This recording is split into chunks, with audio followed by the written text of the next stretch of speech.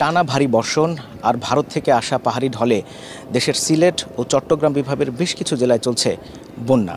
সেখানে ত্রাণ কার্যক্রম চালাচ্ছে স্বেচ্ছাসেবী সংগঠন ও ব্যক্তি পর্যায়ে বিভিন্ন মানুষজন। একই সাথে ত্রাণ কার্যক্রম চালাচ্ছে সামরিক বাহিনীর সদস্যরাও।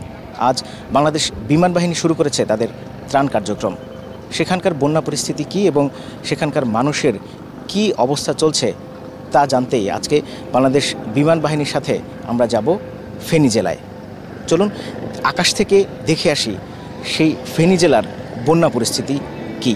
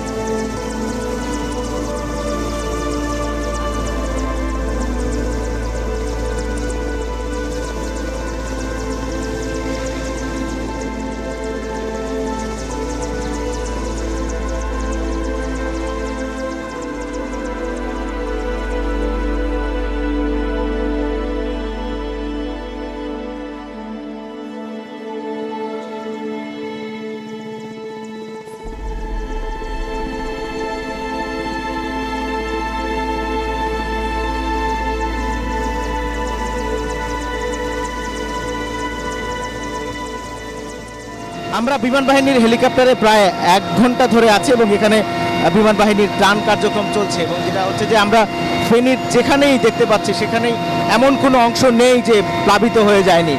যতটুকু দেখা যাচ্ছে যে একতলা যেই টিনের ঘরগুলো ছিল সেগুলো অনেক জায়গায় দেখেছি একদমই প্লাবিত হয়ে গিয়েছে, একদম ডুবে গিয়েছে। এবং যেসব জায়গায় দোতলা বা 3 তলা যেই ভবনগুলো আছে সেখানকার ছাদে মানুষজন আশ্রয় নিয়েছে।